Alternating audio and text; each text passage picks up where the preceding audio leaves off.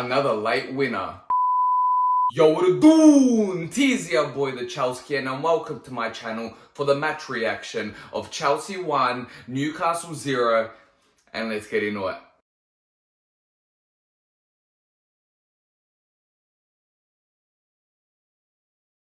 I literally felt that this match was an exact replica to the Crystal Palace match. Just like everything that happened, emotions, I felt it. It was all the same. There were chances on either end, both teams could have scored. And just like in the Crystal Palace match, when it got to like the 88th minute, I was like, that's it, 0-0. We lost, we dropped points. We're either going to concede a goal or draw 0-0. But just like in the Crystal Palace match, where Ziyech scored an absolute stunner in the 89th minute, Kai Havertz, this time in the 89th minute, scores an absolutely amazing goal, but the assist makes it even more amazing, both in the 89th minute. Just wow. Scenes, bro. Incredible scenes. The one thing that I loved about this win more than anything was, despite all the negativity attacking Chelsea Football Club in the past few weeks, we're not slowing down. We're still winning matches. In the last 11 games, we've won 10 of them. And the one that we didn't was the cup final against Liverpool. But let's not talk about that, alright? But otherwise, our club is still pushing and we're not letting down for nobody. Now, before I get into the match, I'm going to get into the lineup. And already, I was surprised. I knew all our wing backs were injured. But when I saw 4-3-3, I was like, bro, what?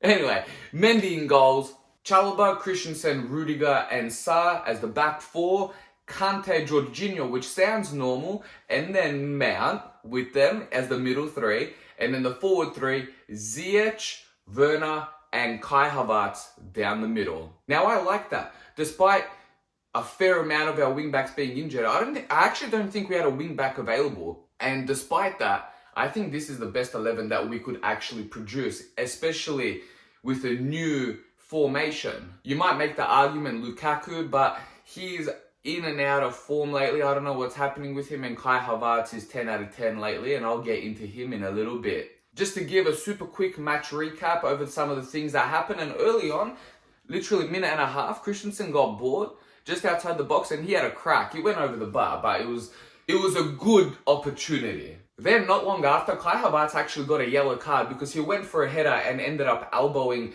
Daniel Byrne in the neck area. And when I first saw that, and actually after the replays, I was like, that's fair. He went for the ball, he mistimed it, but he didn't even see Daniel Byrne.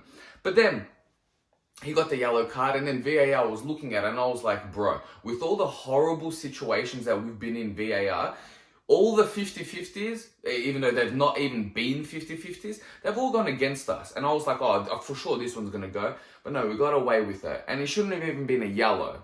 That yellow was absolute nah, bro. Then a punching clearance from Mendy, which landed right to Almiron. And he took a crack and the box was flooded. And I was like, oh my gosh. Like, the keeper's not going to see this. But the keeper saw it. And Mendy saved it.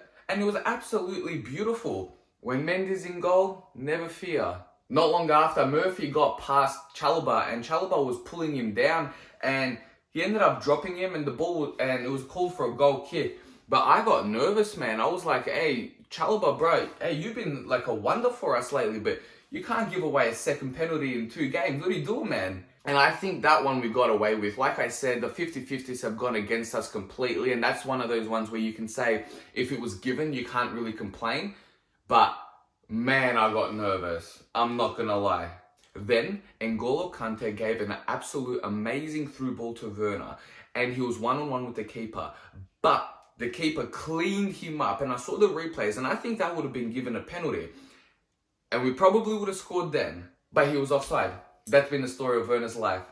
But, if it's offside, we can't really complain. Offside is offside regardless of how much. Because that's pretty objective.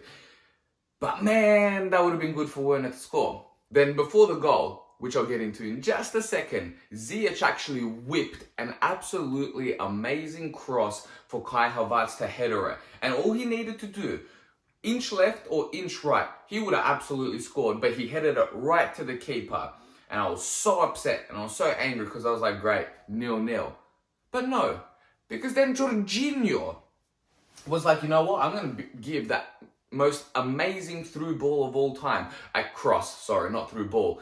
And he sends this absolute curling, dipped cross to Kai Havertz, which he controls once with his left and then just smashes it into the top of the net. And I was like, bruh, I swear that's goal of the week. I say that in every video, that's goal of the week. That was absolutely stunning. Not only the cross, but the finish itself was beautiful. In front of the keeper, gets it past him upwards. Oh my gosh, stunner. I absolutely love Kai Havertz lately. He's really stepped up in this time of need. 6 goals in the last 7 games. Real number 9. I'm not throwing shade on Lukaku. I want to be clear. I'm not. I really want Lukaku to be on top form, but right now Kai Havertz is. And all the praise to him. God bless him. God bless that German man. And that was the game. That was it. Goal from Kai Havertz, assist from Jorginho, clean sheet, amazing defending, questionable from Chalobah, but that was it. Oh my gosh, I'm in love with this club. Again, despite our hardship right now, we're pushing through and we're not stopping for no one. And especially for our next game, second leg of the Champions League. But that's really it. Thank you so much for watching. If you enjoyed this video, please slap a like, comment below, and if you're new to this channel, throw in a sub. Lil, we're coming for ya.